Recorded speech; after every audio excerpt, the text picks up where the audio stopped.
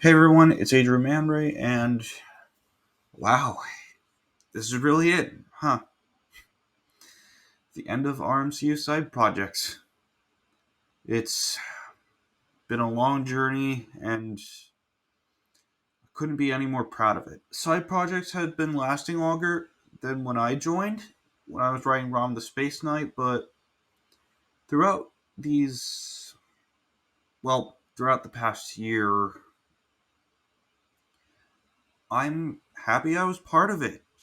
Writing Rom the Space Knight, Great Lakes Avengers, Darkhawk, Luna Snow, Rom Devastation, now Black Vortex parts 1 and 2.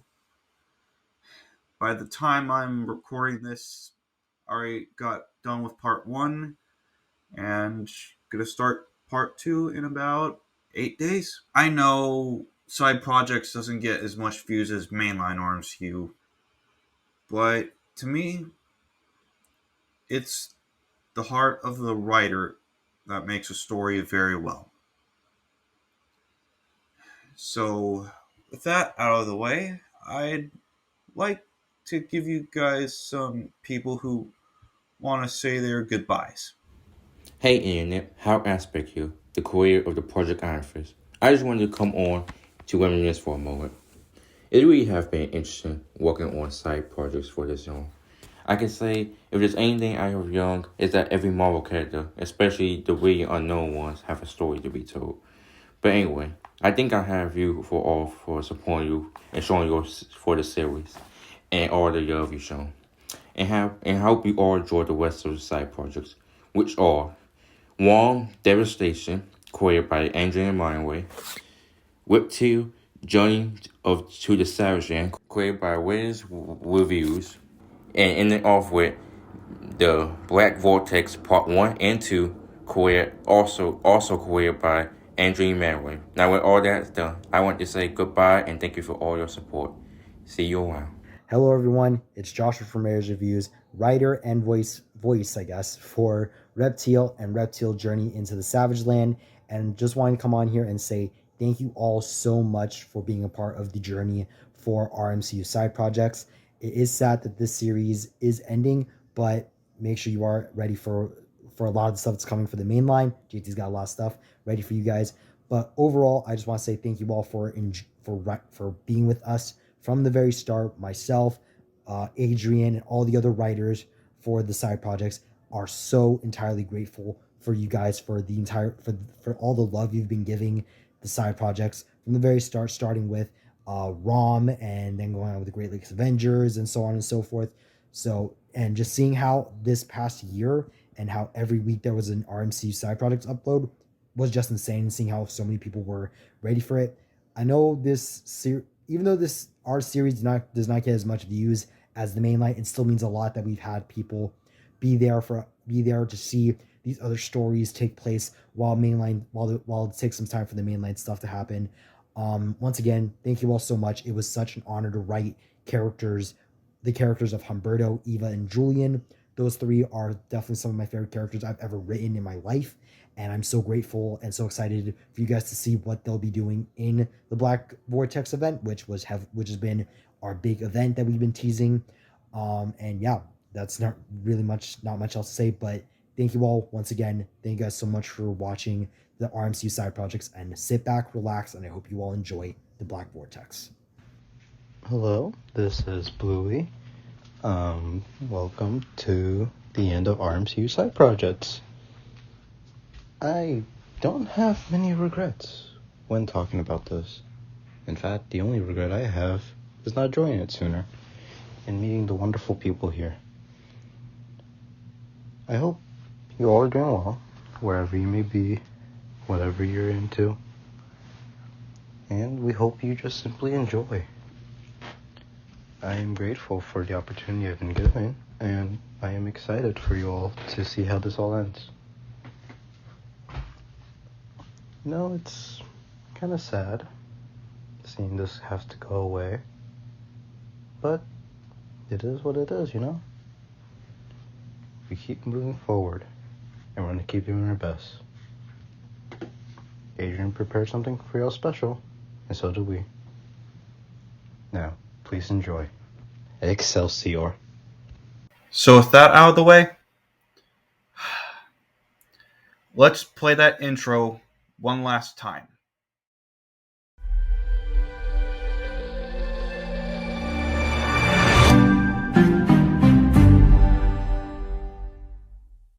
We continue where we left off, as we see our heroes getting ready to retrieve the others. As we see Water Snake caught into a portal that leads to the Pacific Ocean, and she dives straight through. We then see White Fox, Darkhawk, and Rom go through a portal that leads to New York, where they can find White Tiger and Iron Fist. Alright, you three are up. Well, you know... We then see Blink open a portal to Mr. Immortal's apartment complex, as we see a black Volkswagen as Mr. Immortal drives it up through the portal. You wanted to bring Quinjetta? Yeah, I don't want to walk. True. Lazy ass. Come on, people. Let's get to it. Squirrel Girl, Grasshopper, and Mr. Mortal enter the Volkswagen as they drive through the portal that leads to LA. We cut to New York as we see Darkhawk, White Fox, and Rom exit the portal and look around. Alright, I'm gonna go find that Iron Fist guy. We'll meet right back here and inform Blink we have them. Got it? Got it. Of course. White Fox then leaves as Darkhawk and Rom stand in Central Park. Christopher, I sense the amulet nearby. We must go. Hi, Rom. Do you mind staying here? I do not. Okay, just stay there. Darkhawk then flies off as he goes to find White Tiger as Rom decides to walk around the park as he notices multiple graffiti of superheroes as he sees murals of Wasp, Thor, Steve Rogers, Hawkeye, Black Widow, Hank Pym, and the Hulk. He then walks more to see people celebrating these heroes as he sees a banner saying Superhero Day. As he sees civilians dressing up as heroes and doing activities, as Rom walks more as he sees more art that has sketches and paintings of the Fantastic Four and the X-Men. As Rom stops walking, he sees a familiar monument. As he stands in front of it, it is revealed to be the New York Hero Monument with statues of Iron Man, Daredevil, and Spider-Man. As Rom looks down, feeling unsure of himself as he sits down on the ground. The scene cuts to Walter Newell in his lab, where he is designing a new version of the dome seen in Stingray. In front of him we see several posters of villains, Orca, King Crab, Giganto, and Trieste, with red paint crossed across them. Hitting at him, defeating each of them. Stingray gets alert on his phone and we see him press the wall panel, revealing his Stingray suit behind it. We then cut to Stingray gliding through the ocean. He passes a school of fish, exploding through them, staying out in rings around him. As he sees a strange set of ruins in the distance, he changes his trajectory, coming to a stop before the ruins. Ian, Carrie, are you getting this feed? Yeah, we're seeing this. Looks ancient, like Egyptian? Maybe even Atlantean? No, it looks older. A lot older. Stingray places the palm of his hand on one section of the ruins and suddenly, with mystical energy, the ruins begin to rearrange themselves to a story or myth, recounting a relic lost to time. Can you read this? No. Can you read it? It seems that by touching the runes I can read them, and from what I'm reading, we're in some serious trouble. What does it say? Whoever holds that mirror has infinite power. Whoever holds the mirror sees their ultimate potential. Whoever holds the mirror controls the Black Vortex. Why would anyone want a mystical mirror? And why would a mirror grant people their ultimate potential? Seems ridiculous. So did aliens, but look what happened. Fair point. So what? You think we find this mirror? We find the creator of these ruins? I'd hope so. Or at the very least find out why there are magical ruins, speaking of a cosmic mirror, at the bottom of the Pacific Ocean. As Stingray finishes talking, a portal opens behind him, swallowing the water of the ocean, creating an air pocket of the seabed. An Atlantean woman wearing garbs and armor similar to that of a royal servant walks out, before the portal closes and the bubble collapses into a cloud of sand. The Atlantean woman rises through the water towards Stingray, before stopping in front of him, a trident conjured in her hands. Walter Newell, my name is Firestar Namora, the Water Snake. I need you to come with me, for the universe hangs in the balance. We then cut to the USA Open Karate Championships and Junior International Cup in New York, where we see the finals while the announcer spoke into the microphone and his voice was broadcast through the speakers. Ladies and gentlemen, we are now in Junior International Karate Cup Finals. We have seen such amazing matches today, but whoever wins this takes the championship cup home, as we have last time winning Azure Fang Dojo representative Ryu Takamura. Then see a 14-year-old boy with black hair with a streak of blue, sharp green eyes, and a lean yet athletic build step on the mat and raise his hands, with half the crowd cheering and the Azure Fang Dojo kids being the loudest. But the crowd soon quiets down enough for the announcer to continue speaking.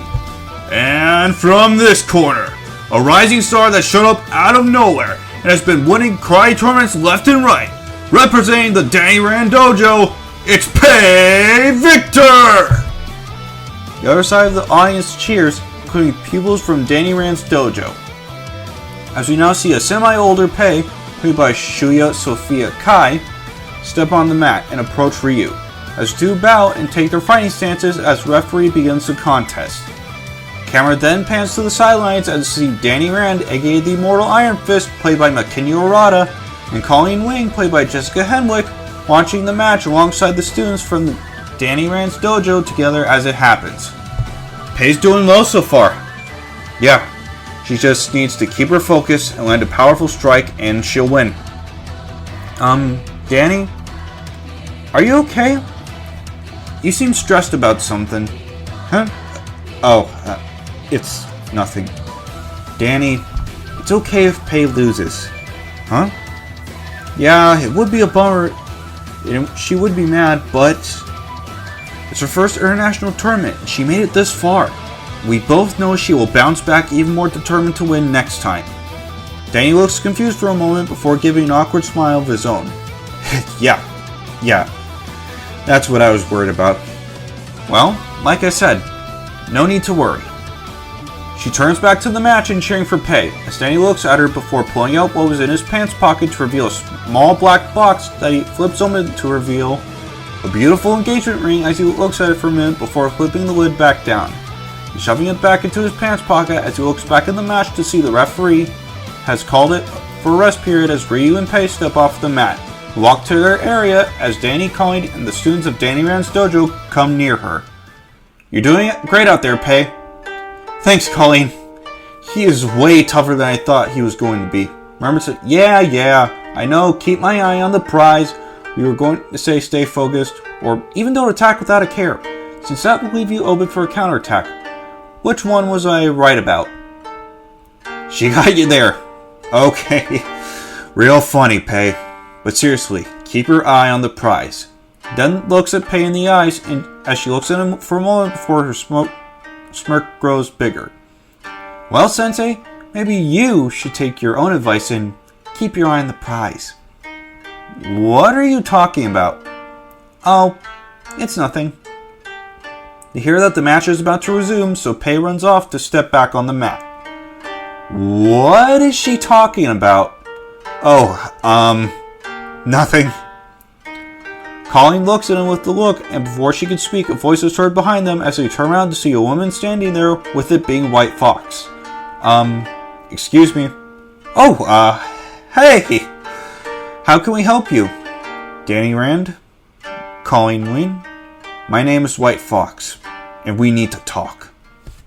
We see Blackbird, played by Steve Lamarck, and Angela Del Toro, played by Jenna Ortega, on a rooftop talking. Blackbird says he's going to Puerto Rico for mission. They share an awkward hug and a quick kiss. He promises to take her and others out for dinner when he returns, and she calls it a day. After he leaves, Angela jumps off the building with a smile. She touches her necklace and turns into the white tiger as she climbs down and goes out.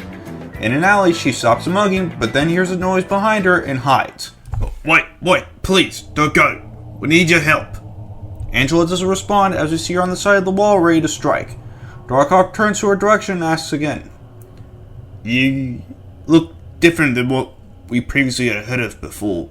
Is this a new set of yours? That amulet looks different than from what we had previously seen, though, Christopher. I understand that, but we need all the help possible. Who are you talking to, and what the hell do you want? Who needs help? That's complicated, but the entire universe, I'm afraid, is in danger of an extraterrestrial empire known as the Shi'ar, and death itself. I understand that may be hard to believe, but Before he could continue, she uncamouflages and stands up. The other costume you're referring to is my cousin. The true white tiger, if you will. She has the real amulet. we would still require your help very much. This is a dire situation we are in. Fine. I'll take you to her so we can talk. Couldn't you just simply call her? Not at this time. It's a special time for her and someone else. Well then, where is she? As we cut to a graveyard, we see photos and flowers surrounding many graves, and a saddened Eva Ayala, played by Allegra Acosta, praying on Hector's grave, before giving it a kiss and walking towards another grave. Placing her hand on that grave, apologizing to it as it is revealed to be the grave of Rick Rojat. As Ava leaves a mechanical flower and lily of the valley before she leaves, transforming back into the white tiger. We see Ava take down some robbers and gang members. We also see her head to a Puerto Rican restaurant and get some food as she looks at a recording of her teaching her Taekwondo class. It reaches a garage as the door opens to reveal Curtis Carr, otherwise known as Chemistro, who rebranded as High Tech, played by Brian Tyree Henry. The two look at each other with just straining pain in their eyes as she passes him his bag of food. I got your favorite. Even made it the way Rick liked it. Thank you, Ava. I'm truly grateful. For you, and for Rick, of course. Well, he did save your life after all. Plus, you're actually able to do what you've always wanted to do. Yeah, would you like to come inside? I'm just working on an experiment right now. The garage has a retro appearance, filled with a bunch of tubes and liquids and machinery that overwhelms Ava a bit, as she also sees a photo of Rick Rojat on Kurt's desk.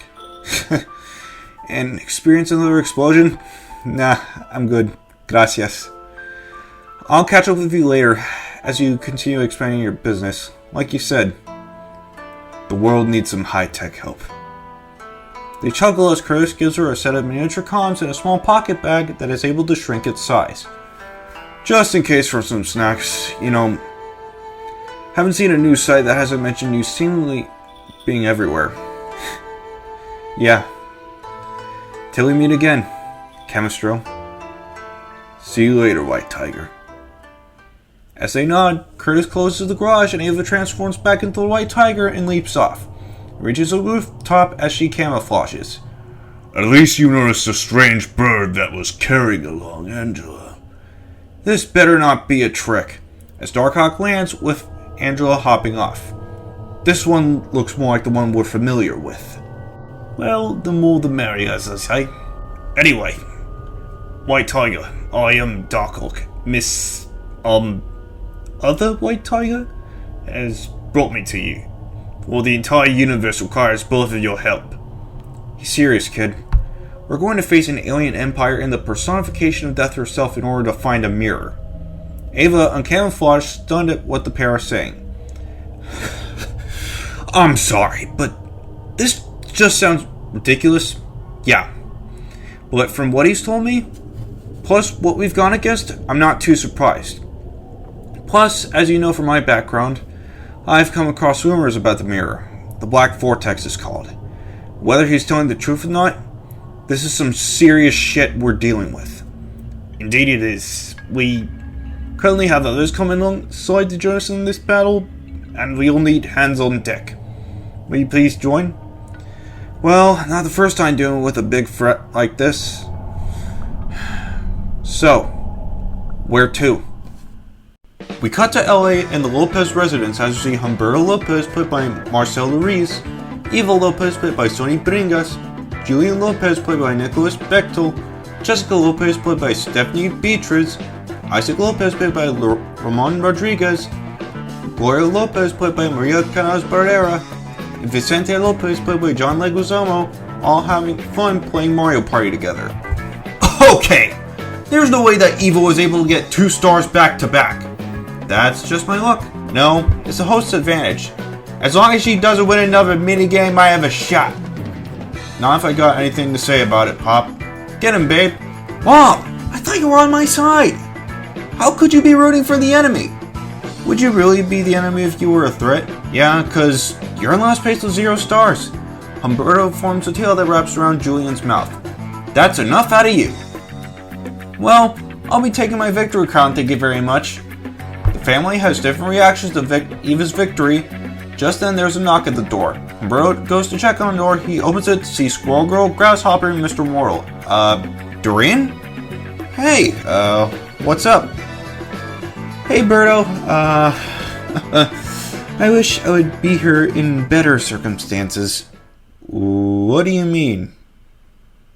The universe is in danger and we need you, Dino Boy. First off, it's Reptile, and danger from what? Death herself. She's looking for the Black Vortex. Death? Humberto turns around to see Eva and Julian behind him. Wait, hold on. The Black Vortex is real?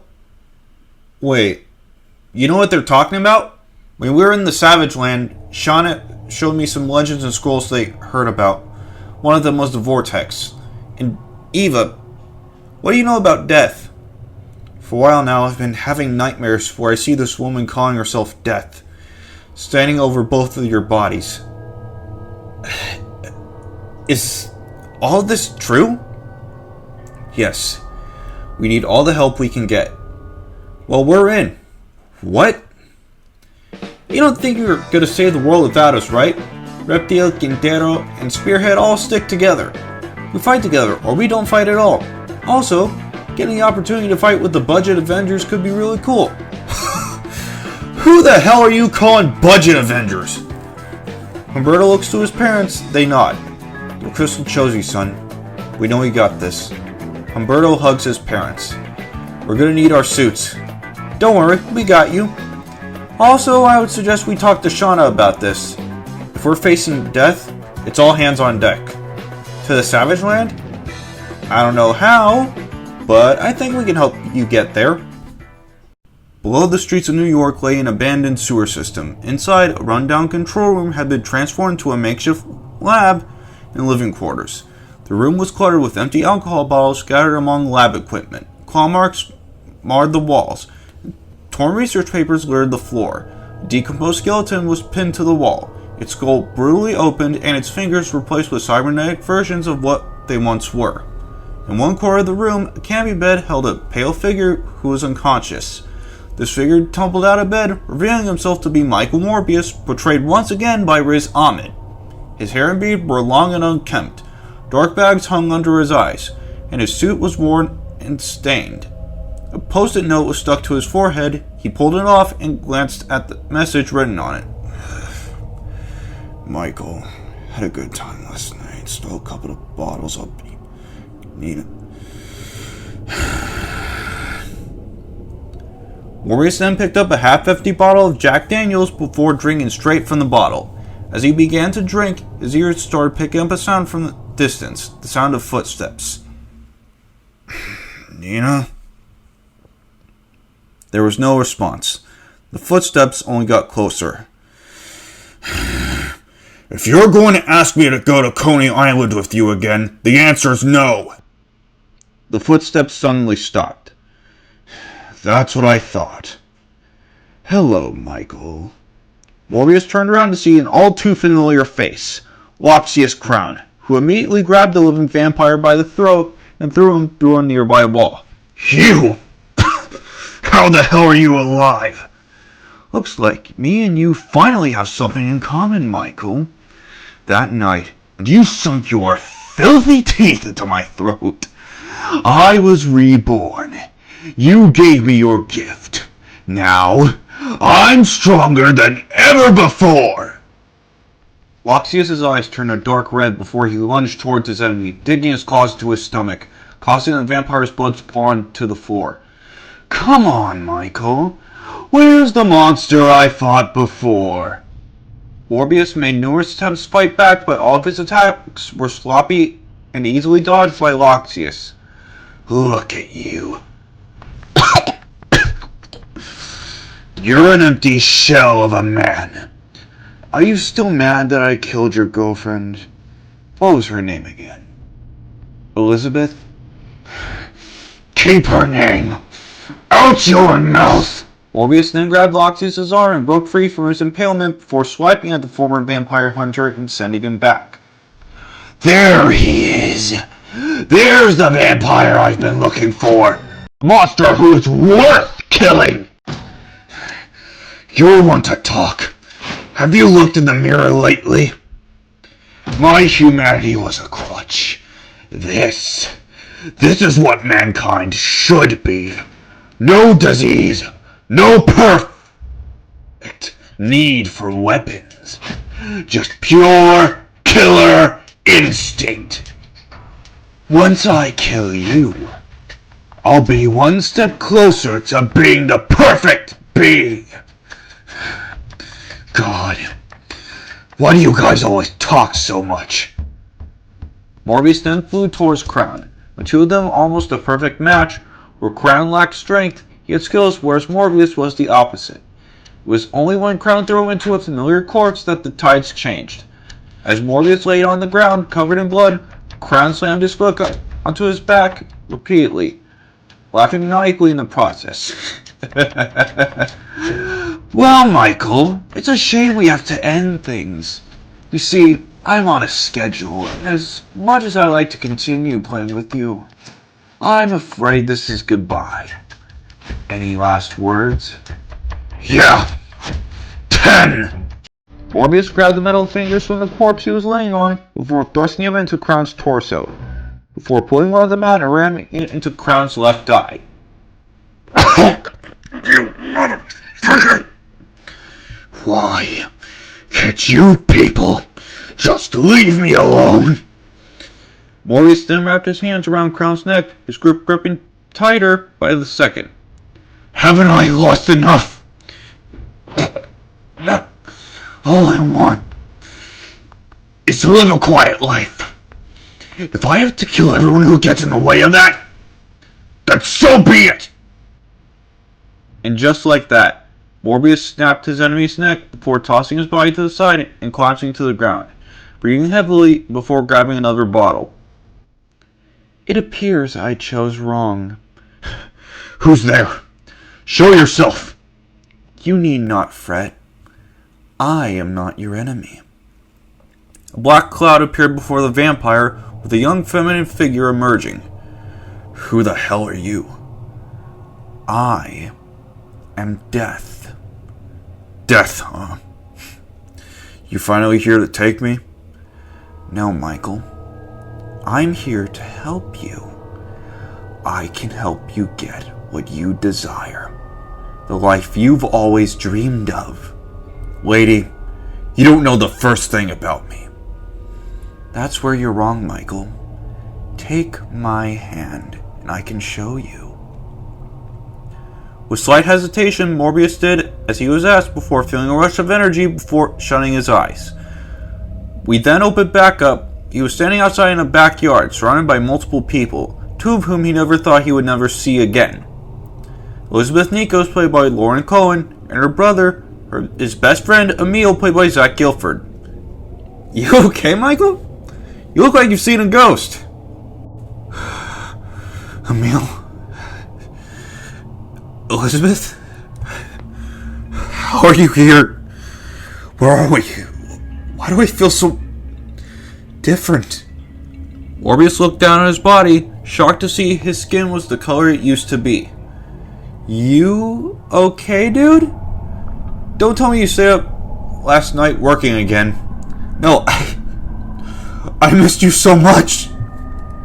Morbius attempted to hug his deceased friends, only for everything around them to disappear, with him waking up back in his lab with Death. What the hell was that? A different life. One where your cure worked, and Emil and Elizabeth never died. I can give you that life, Michael. Bullshit! I'm not lying to you. I can help you.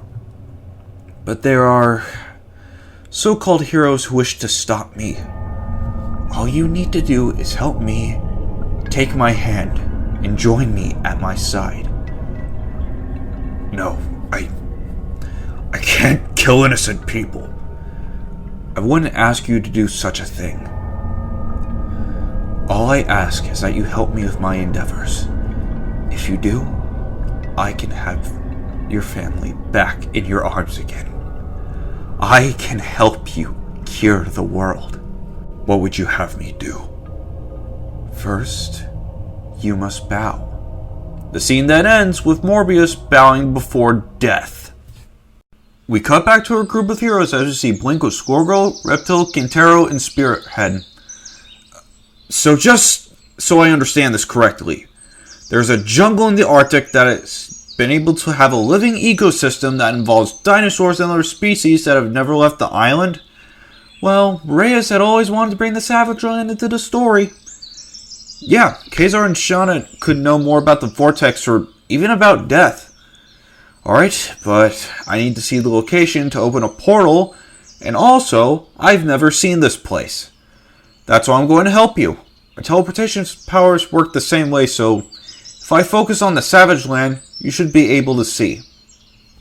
That sounds a bit confusing, but I'm not questioning Rhea's reviews. Blink and Eva hold hands, and the two close their eyes. After a few moments, Blink opens her eyes and opens a portal to the Savage Land, specifically Kazar's village. A bit of lazy writing, but it works nonetheless. Reptile, Quintero, Spearhead, Squirrel, and Blink walk through the portal and enter Kazar's village. People run towards the group, some excited, some scared due to their experience with outsiders. Quite a frosty bunch. Wonder if they're scared of a red dinosaur. No, they're just being cautious. We seek to speak to Kazar and Shauna. You seek me! The group turns around to see Kazar, played by Jack Kane, Shauna, played by Sophie Graham, and Zabu walk towards the group. Zabu walks to Spearhead. Hey, buddy! You missed me? Julian attempts to pet him, but Zabu does a small ground at Julian. Right. Forgot you don't really like me. Zabu, be nice. You remember our friends. Kazar and Humberto shake each other's hands. Humberto, so good to see you again. Oh, hi. I don't believe we met. Shauna, Kazar, this is Squirrel and Blink. A woman who speaks to squirrels. Unusual.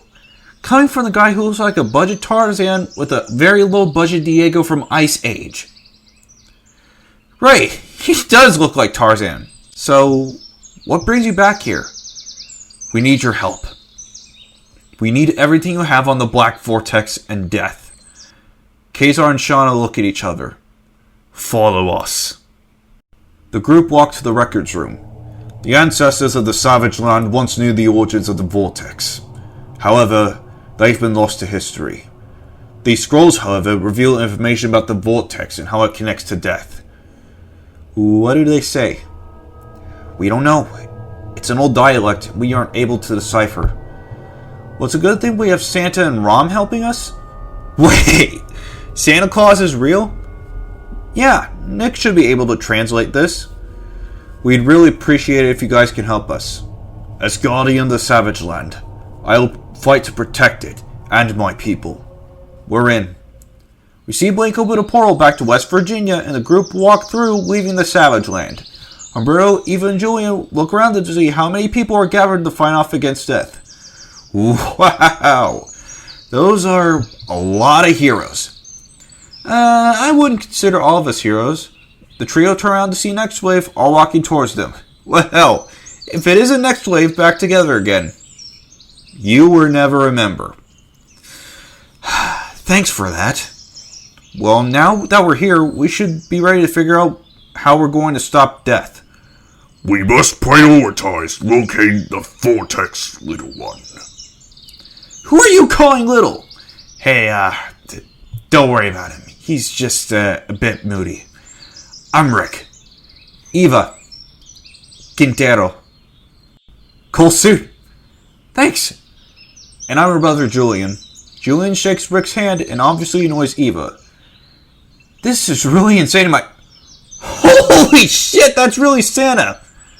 Julian and Eva make their way over to Santa as he turns around. Ho ho ho! Eva and Julian Lopez. It's nice to finally meet you. Wait, you know us? I'm Santa. It's my job to know all the children of the world. Wow. So Dorian really wasn't kidding when you say ho ho ho all the time. Yeah. Unfortunately, he doesn't say that to Mrs. Claus. Eva bumps Julie in the rib as we cut to Humberto walking around and he looks around the area with all the heroes. Insane, right? I'm sorry? Everyone here has been a hero for what seems like no more than 2 to 3 years and we're all coming together to fight death. Well, apparently a few of us have had some sort of encounter with her. Your amulet being one of them. Yours as well, White Tiger. What I'm saying is, this could be very well the fight of our lives. At least we'll be fighting it with family. Humberto, get over here now! Humberto runs to Julian as he is holding Eva. Eva, what's the matter? I sense her. She's coming. How would you be able to do that? She has a mark, Christopher. What the hell does that mean? It means that Death has connected herself to Eva. This is making things worse. This is worse than my dreams. She feels confident. But the sense of evil is oozing out of her. She will be upon us soon. Okay, so what exactly are we going to do? We must stand together as one. I know that, Tin Can, but how do we... then hear something from afar as their ears pick up a living being flying towards their direction. Keep quiet. Someone's here. Rom turns in every different direction to see where the creature is as his sensors detect a human flying at a normal speed coming from the east that's headed straight towards Silk, who is holding the Muramasa blade in her hands. Get down! Silk is startled and ducks as you see Morbius lunge at her, only to get socked by Rom and sent flying into a tree. Ooh, fighting! Not the time right now! Kazar and Shanna get their weapons ready as they see the living vampire get up and he growls at them. Give me the sword over our dead bodies, monster. We won't let Death have it. I'm sorry, but I need it! He charges at the two as he tries to fight through them to get the Murasa blade as he starts attacking Kazar. Hold on, Kazar! Reptile then changes at Morbius as his head turns into a Triceratops head and he knocks off Morbius as Morbius turns to Reptile and gets angrier. Stay out of my way, kid, before things get worse. No, I'm not going to let you hurt my friends. White Tiger and Iron Fist restrain Morbius as he struggles to get the Muramasa blade. You then see Ron look at Morbius towering over the vampire. What business do you have with the Vortex? The key. I need to unlock it. For what purpose? What does it matter to you? Eva then senses something familiar on Morbius and her eyes widen. He's marked by death. Is this true? Yes. Why the hell would you work for someone so terrible? She made me a promise that if I get the key, I could have a different life. One where I was cured, where Emil and Elizabeth are alive. You have been deceived, Faint One. She has used your pain and grief to her advantage, so she can easily have a pawn for her plans. No, you're lying! It's not a lie. Morbius shakes with anger as he takes in what he just heard. I know what it's like to get people you love back, but this isn't the way. Don't fall to her temptation. Shut up. You have no idea what it feels like to be cursed. Something that was supposed to cure you. And have that thing be the reason your friends are dead. I am tired of living with this. This feeling of almost losing control. Losing my humanity. All I wanted to do was to cure people who were inflicted with the disease I had. But look where that got me. Fanged One, I know not of your past, but aligning with death itself is not the right choice. This is not what your friends would have wanted. Don't act like you knew them. They're dead because of me and my curse. Your abilities are of no curse. You weren't able to control them before. Your powers are a gift. A gift that can be used for good or evil. But deep in your soul, you wish to do good. I too had lost one that I loved. Had myself in recluse because I failed to save them. But you must keep fighting on, for your friends.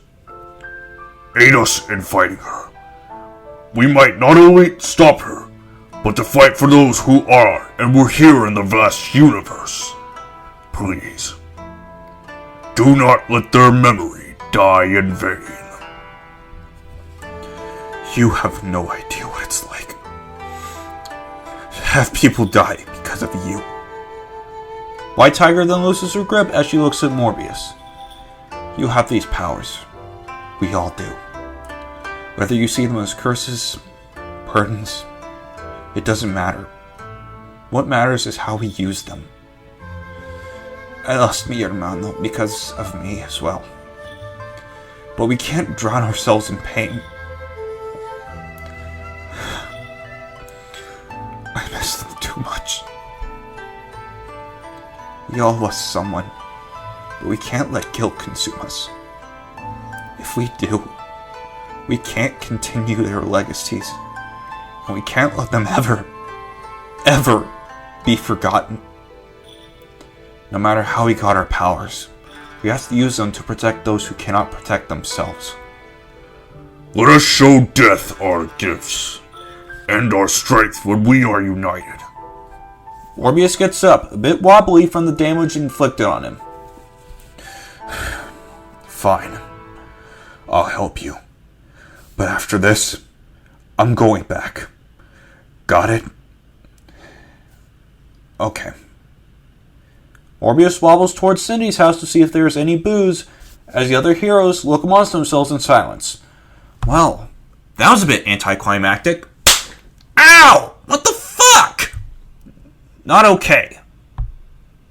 Okay, so how do we get up to where death is? We don't exactly have a spaceship around here.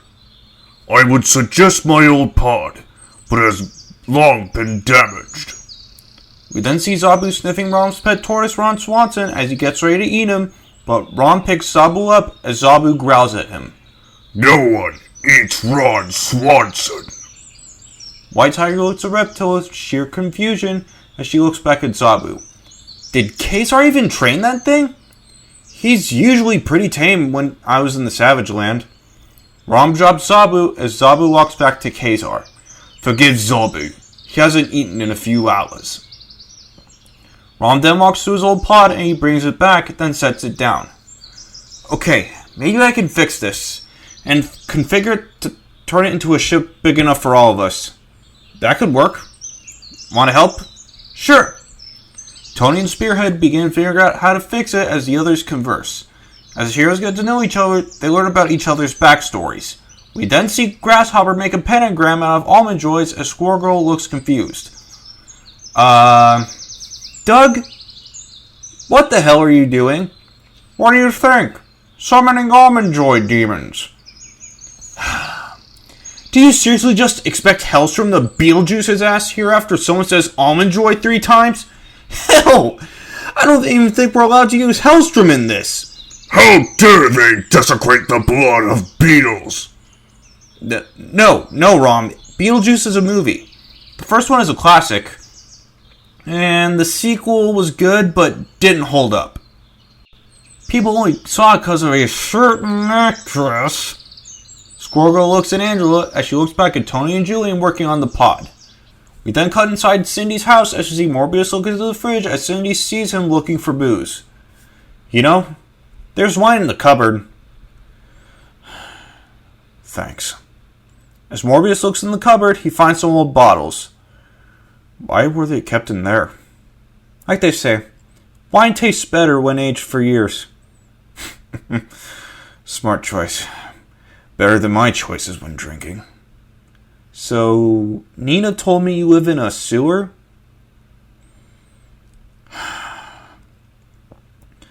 Not the most sanitary place to live.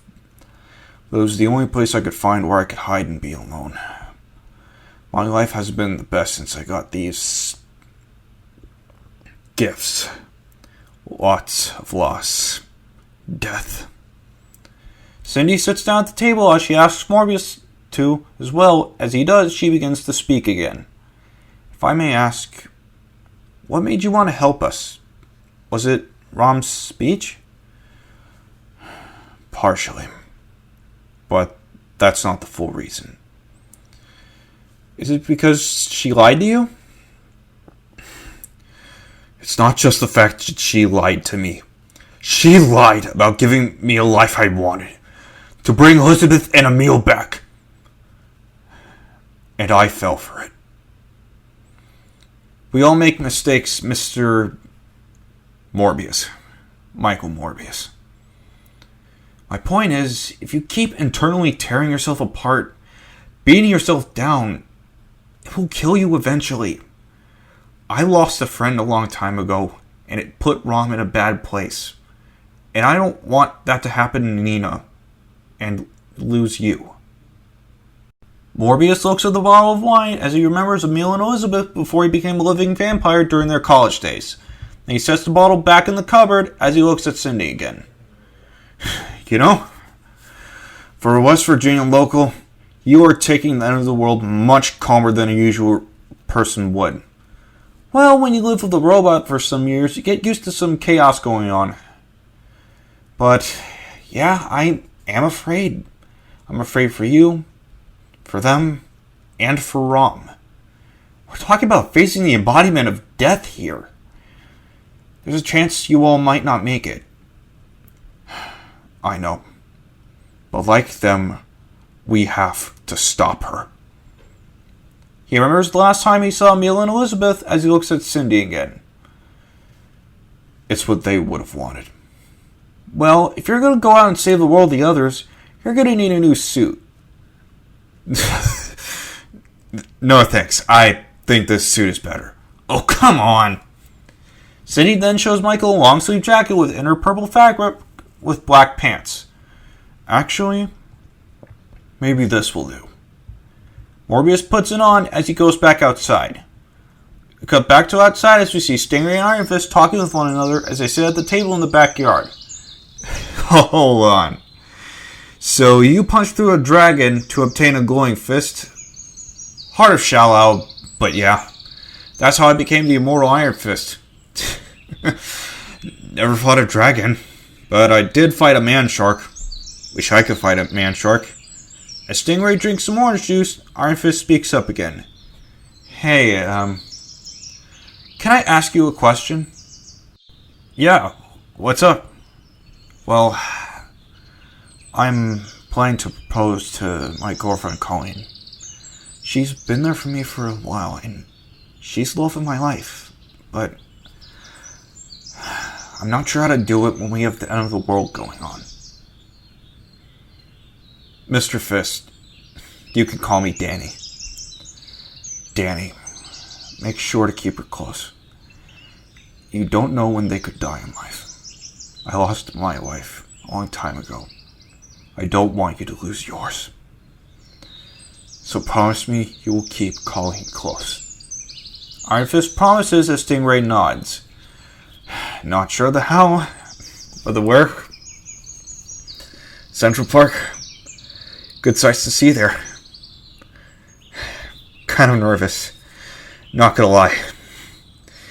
It's hard to try to find the right words. I know, I understand. I've been there.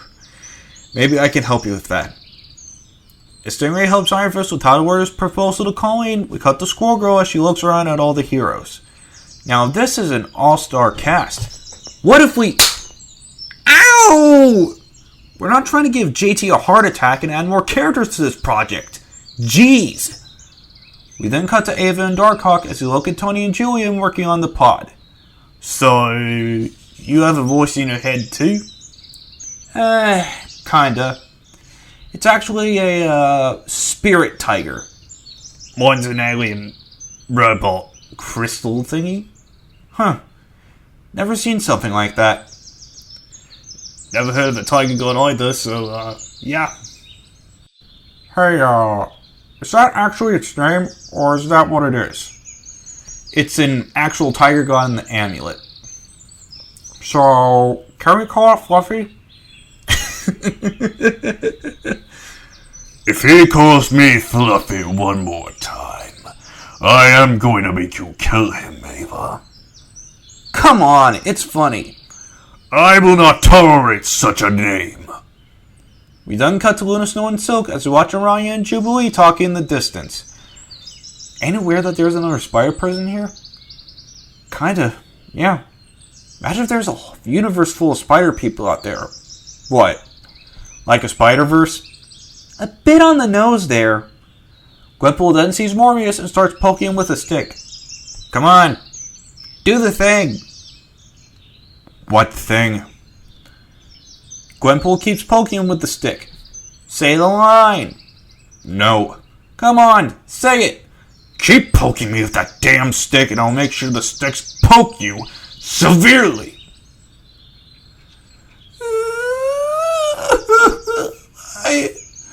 I just wanted you to morb. We then pan to Squirrel Girl as she looks at Zabu and looks at him. Nice kitty. Zabu sniffs Squirrel Girl as Julian and Reptile observe, and to their surprise, Zabu lets Doreen pet her. So, Zabu likes Doreen and not me? Guess she doesn't control just squirrels after all. You're one to talk, Humberto. Hey! Dude, you're the one simming for her.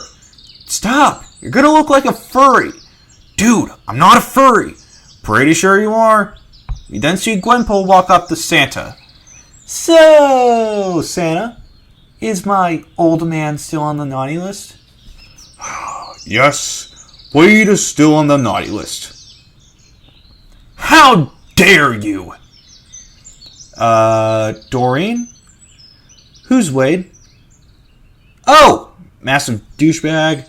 Very much an idiot. Called me a furry, and, she thinks he's her father. Is he? I don't even know. He is. If need be, I'll get him on the Maury show. That's determination. Thank you. Squirrel Girl keeps petting Zabu as he feels how soft his fur is. Oh my god, he's so fluffy. What a big fur cat. He's a good little saber-toothed tiger. Then again, he has more hair than Reyes does his whole stash. Thing's built like a stretched cotton ball. We then see Quintero come out of the forest as she holds a broken bicycle and a metal ball. Hey, Cindy? I found these while walking around. Oh, so that's where they went. Cindy grabs the objects and brings them to the garage as Quintero is confused. Wait, you've been looking for these? For a while now. How did they get lost? Those are stories Rom should tell. I was deceived! Then see Tony and Julian finish repairing Rom's pod as we feel distortion across the air as all the heroes suddenly get teleported to Didingra. As Cindy and Rick look in shock, we then see Firefall played by Aaron Paul as he looks at them. Where's Rom? Probably space?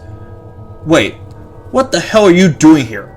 After what happened? After what you put us through? What I should have done.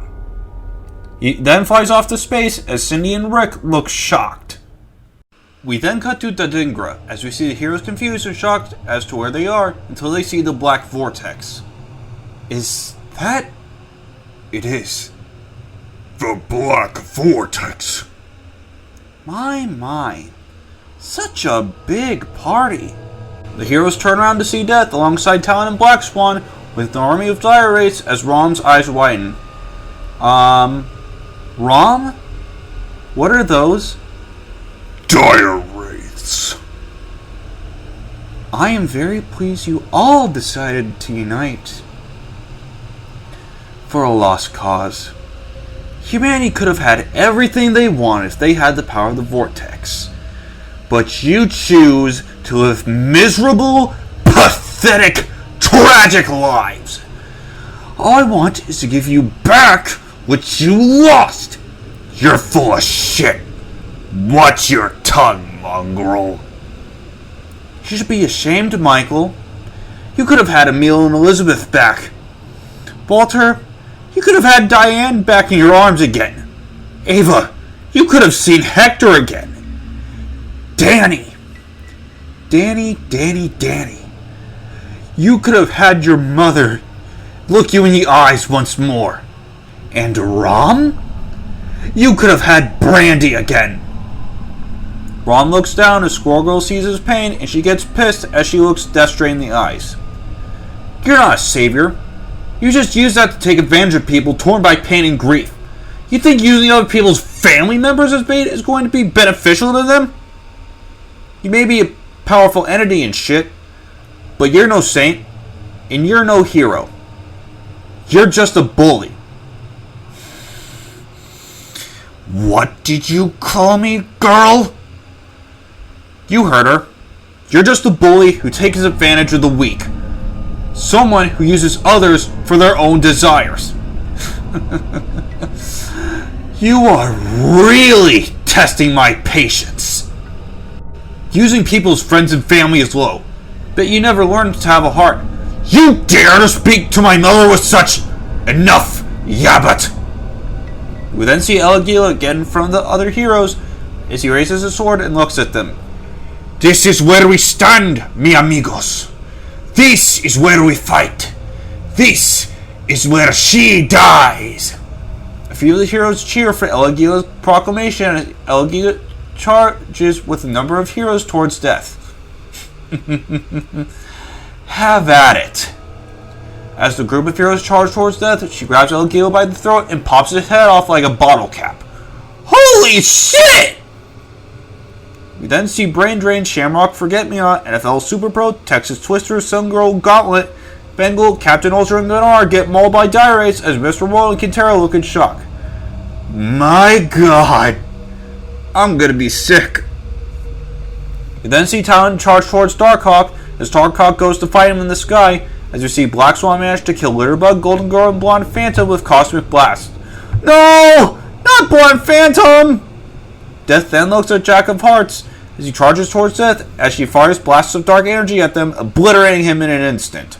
Rom's eyes widen in horror as he looks around at the chaos as he forms up a plan. Famed ones, aid the Darkhawk in fighting Talon. Mighty great avengers, fight off Yabbit with the man with the fist of iron and the Ice Woman. The Stingray and the Tiger Woman shall aid me in fighting Death. On it! We then see Morbius and Nina as they soar and gang up on Talon with Darkhawk as the GLA and Tiger Division fight Black Swan with Iron Fist and Luna, while Rom, Stingray, and White Tiger are the first to take on Death, while Tony and Kazar keep the Murmas and Blade safe in the pod. Ho!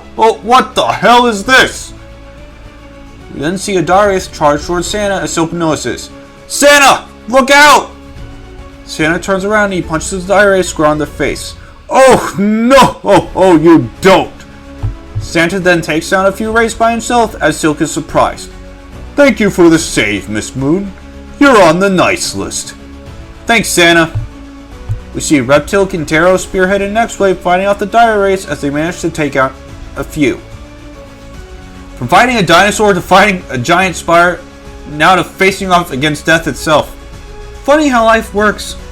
You are way too calm about this. You can blame me later.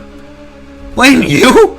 If it weren't for you and the amulet, our lives would have never gotten this interesting. Rom, White Tiger, and Stingray continue fighting death as we see Power Princess get eaten by a Dire Wraith as Scheme takes down a Wraith with Cloak and Dagger. Put the Wraiths in my cloak! Now! Wait, what? Just trust him. Santa helps Scheme knock the Wraiths into Cloak's cloak, trapping them in the Dark Force dimension, removing one problem. He then cut to Talon as she fights Nina, Morbius, and Darkhawk as he knocks them aside and impales Miss America with his wings. then gets tackled by Morbius and starts to get slashed at. Let go of me, you damn animal! I'm not letting you get the damn sword! Morbius keeps slashing at his helmet as Talon kicks Morbius off of him, looking enraged. The Vortex will be mine! Nina helps Morbius attack Talon as the two of them pierce through his armor as they start mauling him. He then cut to death as she manages to take down Rom, Luna, and Stingray at once as she looks to the other heroes. As she swats Morbius and Nina off in Talon by hitting them both hard enough that they get sent flying, with Black Swan taking on the heroes she is facing. We then pan to a battle-damaged Talon as he finally manages to break free of Nina and Morbius as Talon flies off, realizing this was a lost cause as he goes by himself to go back to Chandelar. Shit! We need to go! Blink then opens portals as some battle-damaged heroes walk in, such as Cloak and Dagger, the majority of Tiger Division, Kazar, Shauna, Zabu, Angela, Next Wave, and Hellcat as Blink gets ready to bring them back to Earth for treatment. Morbius then looks at Nina, then at Death, knowing something bad will happen. Nina, I need you to go with the others. We will give you time. Michael, I'm not leaving without you. Nina, go! Nina nods as she gets Songbird, Banshee, Boom Boom, D-Man, Jackpot, Jennifer killing Gwenpool as she goes through the portal with them. We watch as Rom, Squirrel Girl, Morbius, Iron Fist, Reptile, Darkhawk, Luna, Snow White, Tiger, and Stingray as Death turns towards the others as Grasshopper, Bertha, Mr. Immortal, and Flatman tackle Black Swan as Black Swan kicks Flatman and Mr. Immortal into the portal as Bertha gets sent flying into the portal as well. Pathetic.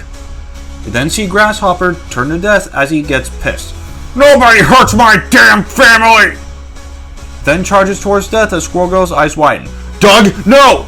Leroy Jenkins! He attempts to use his energy boost to try and kick Death, but she grabs his leg and breaks it.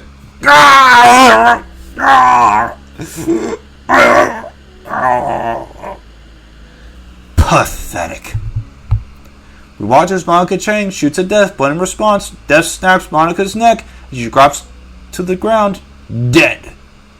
Iron Fist sighs whining as he gets to Colleen. Colleen, you need to go now. I'm not leaving without you, Danny. Then see Colleen shed some tears. I can't. Iron Fist rubs her cheek and wipes her tears. Colleen, you've been there for me for a while now, and I want to be with you the rest of my life, through thick and thin. If I make it out of here alive. He then pulls out a ring. Colleen Wing, will you marry me? Colleen hugs Danny tightly as she cries. Yes.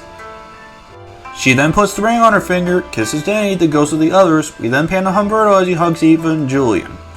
You need to go, both of you, now. Berto, wait, don't do this! You're going to die! I can't let that vision come true! Humberto then turns to Eva and hugs her tightly with tears in his eyes. I can't let her get near you two. I already lost my mom and dad for a while. I can't lose you too. If you two stay, she will kill you. Blink, take them home. Of course. Blink then pushes Julian and Eva into the portal as Eva pleads on Burrow to not do it as the two get into the portal.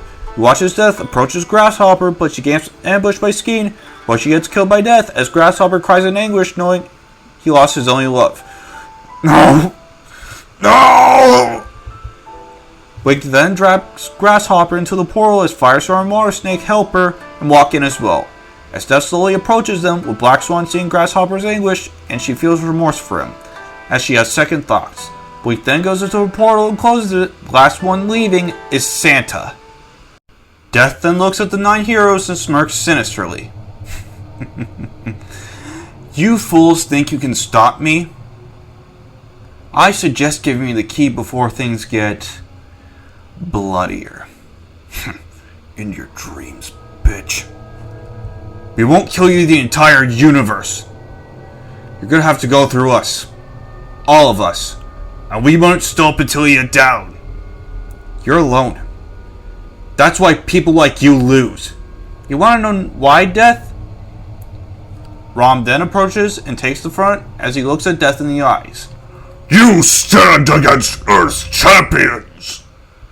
The group charge at Death as they start attacking her and surrounding her as they are putting up one hell of a fight against her, as they manage to bruise her a bit until she pushes them back by emitting a shockwave that makes them fall to their feet. Damn, she's strong. What's the plan? We must use our strength to restrain her, so we can stop her from using the key. Okay, so who gets who? Luna, you, Reptile, and the Darkhawk shall face the Black Swan. It's Reptile, but we got you. Me, the man with the fist, the Fanged One, the Stingray, and the Tiger shall distract Death. That's fine with me. I have a score to settle. Alright, one scare evenly to take down. Let's do this. Got it. The team splits up with Squirrel Girl, Luna, and Darkhawk, along with Reptile, fight Black Swan, while Rom, Morbius, White Tiger, Stingray, and Iron Fist begin fighting Death. We watch as Squirrel Girl, Reptile, Luna Snow, and Darkhawk surround Black Swan as Black Swan puts her hands up in surrender. That was easier than expected. I can't. It's too much now. So you're done fighting for your mom? Yes. I thought this was what I wanted, but I realized that life is precious to all living things. Well, thanks for joining the right side just in time. We can fight her together. We promise. Death notices and gets enraged. Traitor! Death then throws Rom, Morbius, Stingray, and White Tiger away as she charges towards Black Swan, ready to kill her. When she goes to strike her, Firefall flies in front of her, taking a cosmic blast to the chest as Black Swan's eyes widen. Rom then walks to Firefall as he sees his former enemy dying. Why did you save her life? After what you've done?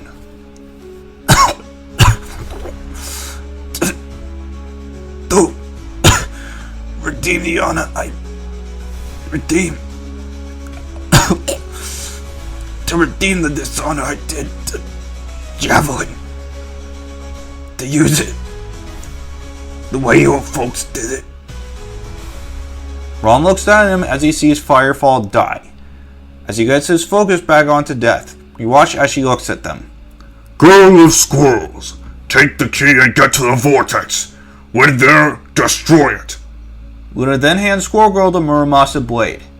Be careful. You guys too. Squirrel Girl then turns to the Vortex as Death sees what they're doing. No! Death pushes them away as she flies towards Squirrel Girl with speed as Rom goes after her with Morbius, Darkhawk, and Stingray. Give it to me! As Morbius, Stingray, and Darkhawk manage to grab her cloak and begin to try pulling her back, they only manage to drag a few feet away. As Luna, Reptile, Iron Fist, and White Tiger restrain her arms. Squirrel Girl manages to reach the Vortex as the Muramasa blade glows and disintegrates, opening the door to the Vortex. The power is mine! Not if we have anything to say about it. You dare!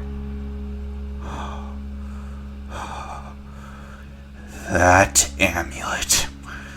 I remember that all too well. Death then breaks free and throws Reptile at a boulder next to the Vortex as Squirrel Girl picks Reptile up and helps him stand as Death approaches them while Rom continues to fly towards the Vortex. Thanks, Miss Fluff. Save the flirting for when we're not trying to be killed by Death itself. Noted. Death then powers up an enormous cosmic beam as she aims it at Reptile as Squirrel Girl's eyes widen. It's about time I get rid of that parasite once and for all! Birdo! Squirrel Girl shields Reptile as Death fires the beam at them, but at the last second, Rom gets in the way of the beam and it blasts straight through him. And his eyes go dark black as his body gets sucked into the Vortex. The black Vortex closes and shatters. No! No! The other heroes look in shock, sadness, anguish, and anger as they have witnessed Rom sacrifice himself for Humberto and Doreen. Death looks at the others, fuming with rage. Behold! Your champion has fallen. The Space Knight of Galador is no more. You are all now weak without your leader. A mere machine who was a botched experiment by Herbert Wyndham himself. How dare you! He had friends. He had family. He lost everything and he still went out of his way to protect people. That botched experiment was more of a hero than you ever could be. Don't tell me you had feelings for that scrap heap. It's pathetic. His name. Morbius then transforms into his bat form, something he hasn't been in a while, as he stares down Death. What's wrong? He then tackles Death and starts clawing her face as she screams in pain, as White Tiger and Darkhawk join in and begin slashing and stabbing her body in multiple areas. Them two set on avenging their new comrade. We then watch as Squirrel Girl and Reptile get up and charge at Death, as Iron Fist, Stingray, Luna Snow, and Black Swan begin beating up Death to the ground. As Death begins to bleed and bruise all over, she sees this and emits a shockwave that knocks them all back as she gets up. You mortals think. She picks up Stingray and ragdolls him on some boulders till his armor is broken and a bit of his helmet is broken off. And she turns around to Iron Fist. As he begins to power up his chi and channel into his fist as he tries to punch her, she catches his arm and twists his arm as Danny screams in pain and Death throws him to the ground. You can take everything from me? Black Swan manages to kick Death in the face, but Death manages to punch her so hard it sends her flying. Then slams Darkhawk's head into a rock and throws him, leaving his faceplate exposed. Reza, what do we do? We must do everything we can to prevent her from killing us and the entire universe. Even without the Vortex, she can still unleash immense amounts of power. We watch as Morbius and Luna try and attack Death, but she manages to knock them out for a bit as she turns to White Tiger, Reptile, and Squirrel Girl. Fine. Have it your way. We then cut to a white void as Rom wakes up and looks around. Fanged One? Reptile? Squirrel Girl? We see him walk around realizing nobody's here and that he's the only one around. Is this what humans call the afterlife? No, Rom. You're in a void in the Vortex. Rom turns around to see a figure he has not seen in years, one he had missed for so long. The figure comes closer as it's revealed to be Brandy Clark, played by Anna Kendrick, as Rom falls down to his knees crying as Brandy hugs him tightly. Brandy, I don't know what to do. I tried to stop her. The others are struggling. I failed as a Space Knight of Galador. I failed to be a hero. I failed. Brandy then touches his cheek as he looks at her. Rom, you haven't failed. You still have the chance to stop her and save the world. How? I am not the Iron Man. I am not the Red Devil. I am not the Spider-Man. I don't have their courage. Rom, you don't need a suit of armor, dress like a devil, or even climb on walls to be a great hero. The others didn't care about being like them. They were themselves. All you need to be is yourself. You might have come from another world, but in your heart, you were always human. They need you, Rom. You have to stop death. You must protect the universe. I feel lost. I'm nothing without you. Rom, I'm always with you. in your heart. I love you, son. Rom gets up as he remembers everything during Rom 1, Rom 2, and Great Lakes Avengers as he looks at Brandy. Thank you. Now I know what I have to do to stop her. Rom floats up as he sees the cosmos as he closes his eyes as his body begins to repair itself, and he begins to be upgraded and increased in strength and power as he becomes a bit taller. I'm proud of you, Rom. I truly am. I wish there were more people like you, Brandy. Kind and soul.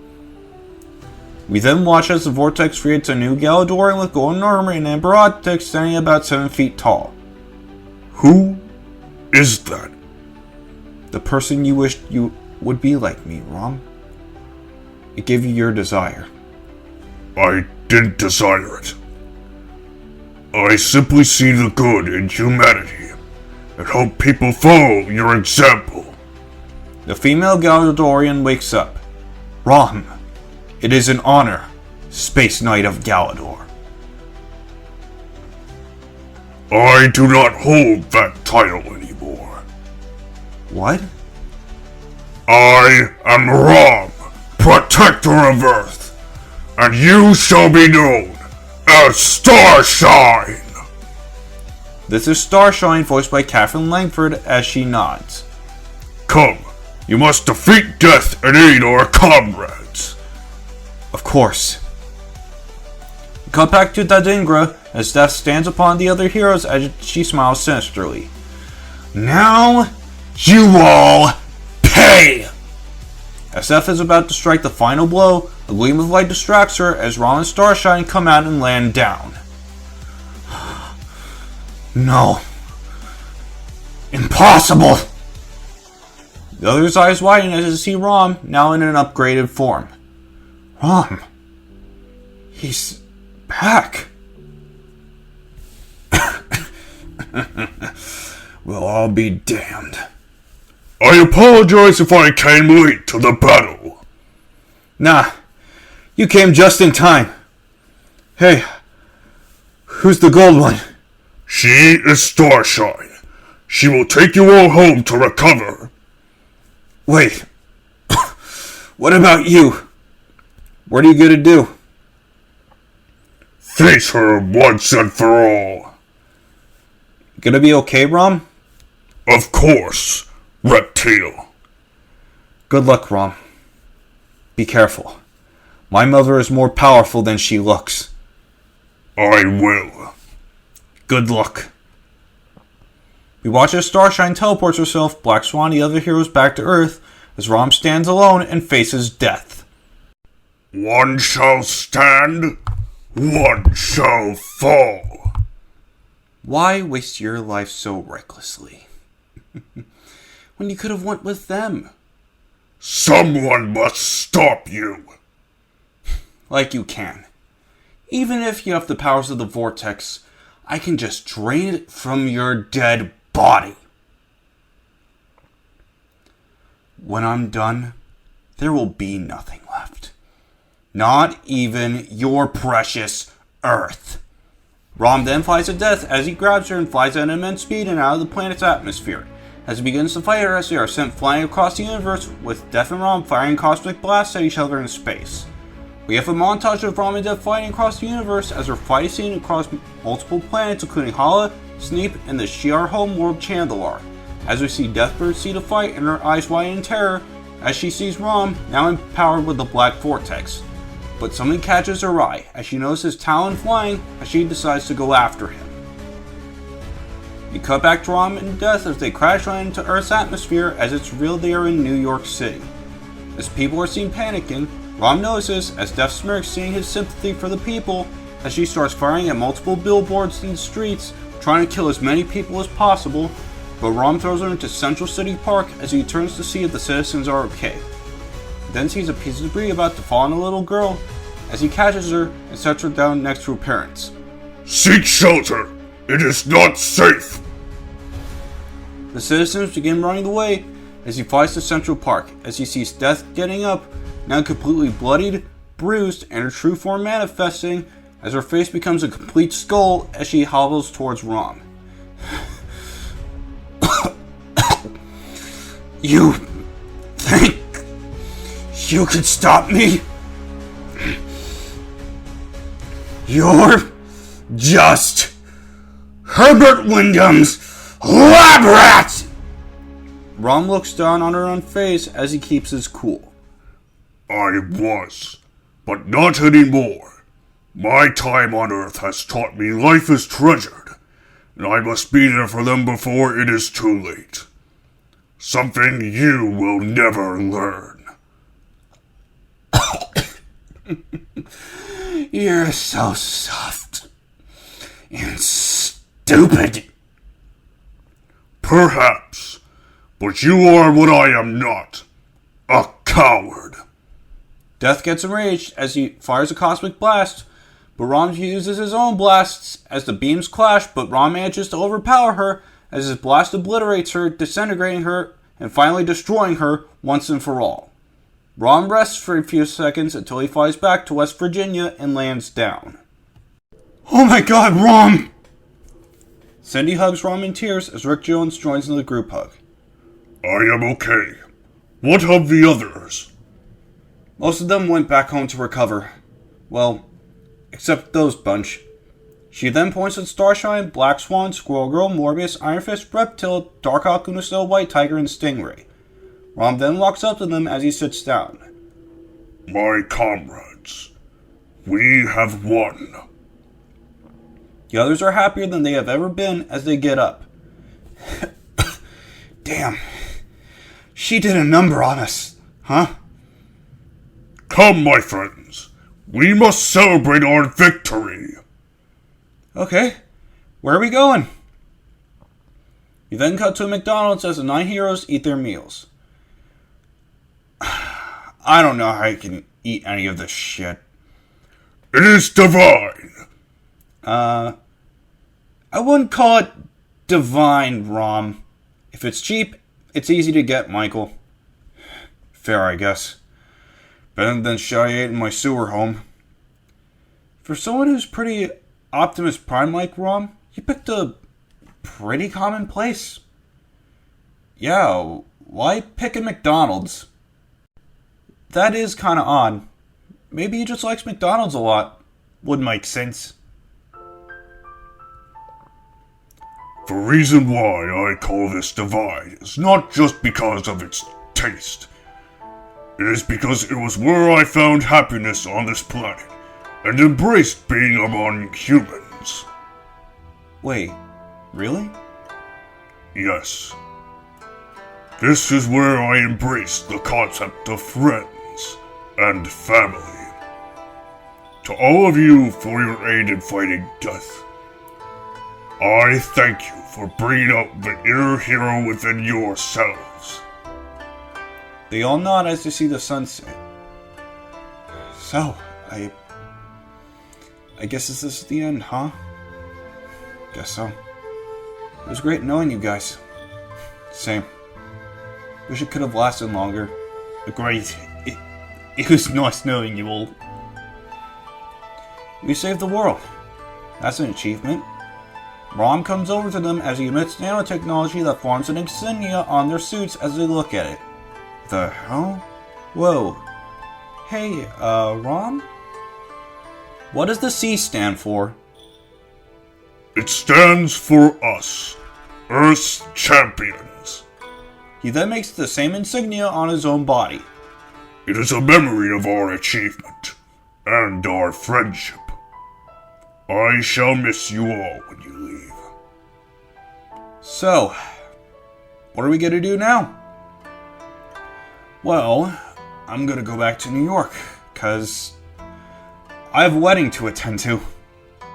But if we get invited, yeah, it'll be fun. Also, it's been a while since I've seen Colleen, Danny. Sure, you guys earned it. Watch as Stingray, Iron Fist, and White Tiger exit out and Starshine teleports them back to New York. Go to attend home. Miranda's waiting for me. Well said, Christopher. We watch as Darkhawk flies off as he waves goodbye to the others. Farewell, Darkhawk. So, Michael, what are you gonna do? Well, after all that, I think it's about time I finish what me and Emil worked on so long ago. The cure to your blood disease? Yeah. How do you know that? My friend Tony has been studying your papers on a possible cure. Maybe we can help you? Morbius thinks about it and remembers the good times he, Emil, and Elizabeth had, and he smiles. Okay. Where do we start? Luna and Morbius exit out as Starshine teleports them to South Korea. So, I guess it's just us three now. Seems like it. Though young, you both showed true courage that my deceased comrades would be proud of. Live life to its fullest. Embrace your family and friends. Thanks, Ron. We will. Hey, Berto? Got that safe house that Julian told me about still? Yeah? Why? Just wondering. Well, if you ever come to New York, you're always welcome there. Miss Fluff. Hey. What? We're not fighting death anymore. Damn it, you got me. Farewell, fellow champions. Squirrel Girl and Reptile exit while holding hands as Squirrel Girl's tail swished happily as Starshine teleports Humberto back to LA and Squirrel Girl back to Detroit. As Ron is left alone in the building, he then exits as well and flies back to Cindy's house. Starshine follows him and lands as they arrive home.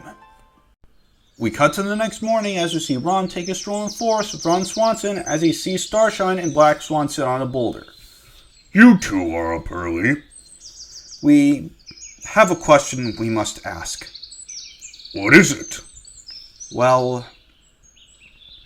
we have heard stories from Rick Jones of all these heroes like the Spider-Man, the Captain, the Iron Man, and we must ask, what makes a hero loved? What makes a hero a hero? Ron falls silent for a few seconds as he remembers everything he has gone through and the actions of the heroes, and then speaks up. A hero is not respected because of their strength, their power, nor their popularity or recognition by society as a whole. We then cut to London as Darkhawk arrives back at his house as Ron narrates.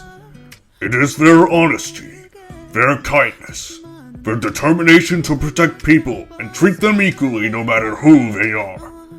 Christopher enters the house as Miranda hugs him tightly while crying. I miss you. Oh, I missed you too. We cut to New York as we see the wedding of Danny and Colleen with Walter and Ava in attendance as they cheer with Danny and Colleen kiss as Paige, Blackbird, Angela, Ernie, and Carrie watch. It is their love for those around them, friends, family, even the civilians themselves. To Danny and Colleen. To Danny and Colleen. And y'all cheer as the wedding goes on. Thanks, guys. Colleen smiles as she sees their friendship. You then cut to South Korea as it's revealed that Morbius managed to successfully make a cure for the blood disease he has, and Tony Ho helped him in manufacturing it and sharing it to the world. You see Morbius in his lab as Tiger Division celebrates their victory with him. As they go out to celebrate, Morbius closes the door as he turns on a camera recorder and records himself. Hey Emil, we did it. We finally made the cure. Tiger Division helped me find the right materials, and I couldn't be any more grateful. I might still be, well, a vampire. But what matters is that we finally accomplished what we wanted to do. I miss you so much, Emil. You too, Elizabeth. Cut to Detroit as Squirrel Girl gets ready to get on a train in New York, and she sees the rest of the GLA arrive. It is holding on to those they care dear. We're gonna miss you, Doreen. Just make sure to visit us from time to time, okay? I promise. Good luck, Doreen. Make sure to play Frank Sinatra when arriving there. Squirrel Girl hugs the four of them tightly as she sheds tears. I love you guys so much. As she enters the train, she reminisces on the times she had with the team, and she smiles, keeping those memories close to her heart. I shall miss her. She was a great warrior. Same. We cut to LA as we see Humberto, Reptile, and Julian as they eat dinner with Vicente, Isaac, Jessica, and Gloria at the dining room as they explain what has happened. It is sharing your tale with others you hold dear, and the knowledge you are to own. Okay, so let me get this straight. You guys fought a death lady on an alien planet and you saved the world? Yeah, basically. We also had to fight red aliens as well, but, you know, typical teenager stuff. Must have been a tough fight, Eo. I mean, I did get thrown into a rock and almost killed by death, so, yeah. I hope you had a good time during that bit. I did. And, to be honest, ever since you were kidnapped by Drake, I wasn't really happy with myself. I mean, yeah, I got you guys out of the Savage Land, but when I was recruited into saving the world, I've been more happy than I've ever been. Jessica and Isaac hug him tightly as Humberto's remembered the moments he had with the other heroes. Hey, Hijo, I have to ask, who's Doreen? Hijo, do we need to have to talk again? What? No! Oh, that's his girlfriend. Eva bursts out laughing as Vicente and Gloria chuckle. Dude, we're just friends. Oh, come on, Berto. I knew you two had something. Oh, Eva, leave him alone. He's had a big day today. Okay. Julian then gets a notification on his phone as she shows Eva and Umberto as they exit out and find the members of Next Wave at the door. Hey, mind if we join in? Oh, not at all. Awesome. What's on the house? Peking duck and mashed potatoes. Ooh, fancy. Mind if I sit next to you, Berto? Well, he already has a girlfriend. Julian! Finesse laughs as Aranya rolls her eyes. Come on, let's just get inside and eat. They come inside and join in as they laugh and have a good time. We then cut to West Virginia as Rom starts to conclude his speech. And as long as we have those who keep to our hearts closely, no matter if you are popular or not, Earth will always have champions. The movie ends as Rom, Black Swan, Starshine, Cindy, and Rick look to the morning sky. 항상 이별은 쉽지 않아 우리 헤어졌던 수요일 밤이 기억나 말없이 걸었었던 너와의 마지막 밤 우리 헤어졌던 수요일 밤이 기억나지 않게 yeah.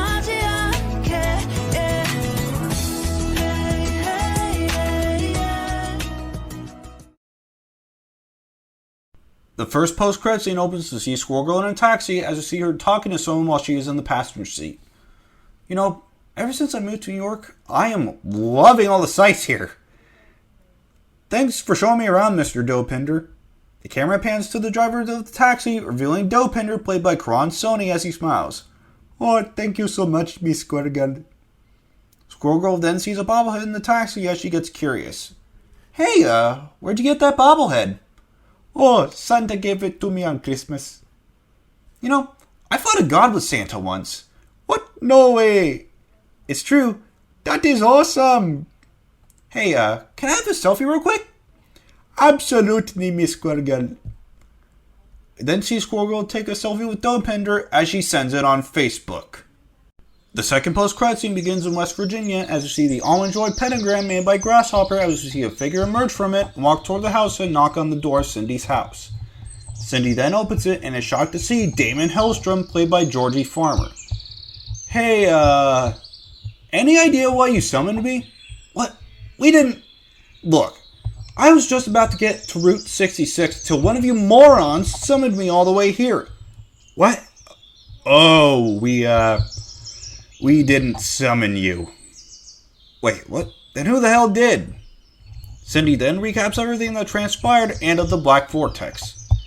Wait, so what you're saying is some moron made a pentagram out of Almond Joys of all things to summon me and have me help in fighting a space goddess? And I missed out? Yeah, that's the gist of it. You guys got any almond joys left? Cindy and Rick look at each other, then it cuts to black.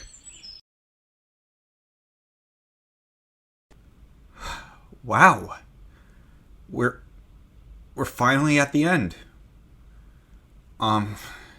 It's wild that a few obscure YouTubers came together to make something so special that, while not very popular like mainline, we managed to tell a good, cohesive story, and it turned out great.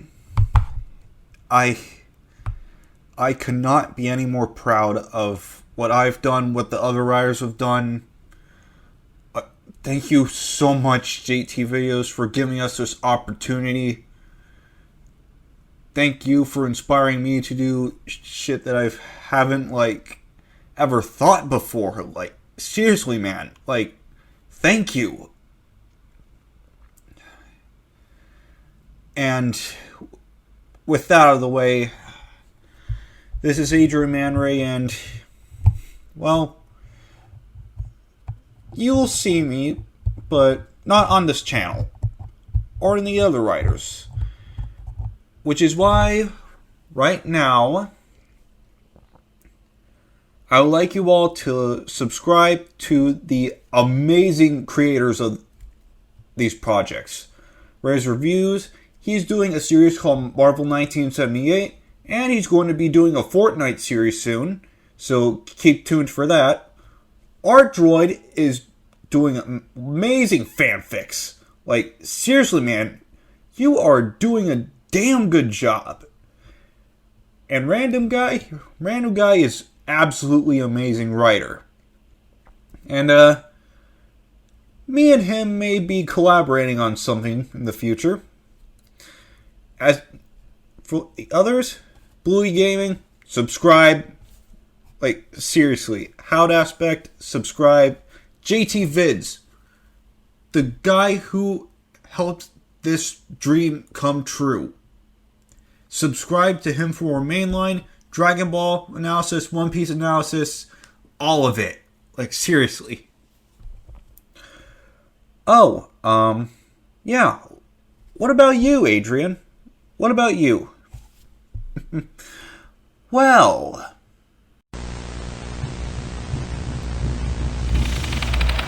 I have a series to finish.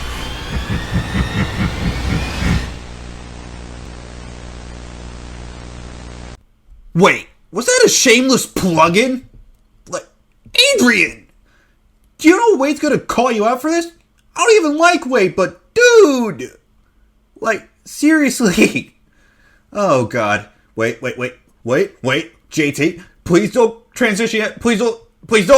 Hey guys, JT Videos here. Just wanted to quickly say thank you for checking out the Rebooted MCU Side Projects. Adrian, Howd, Bluey, Random Guy, Art Droid, and Reyes worked very hard on their projects, and I really appreciate you taking time to check them out. Now, of course, with the side projects ending, that means that mainline will return to the main focus on the channel and the only Rebooted MCU content coming out. So please look forward to more Rebooted MCU releases, starting with Phase 8 Part 1, which will cover the first 2 projects of Phase 8, coming soon. Anyways, hope you all have a great week, and make sure to look out for future Rebooted MCU uploads, coming soon. And make sure to subscribe to all the side project writers below.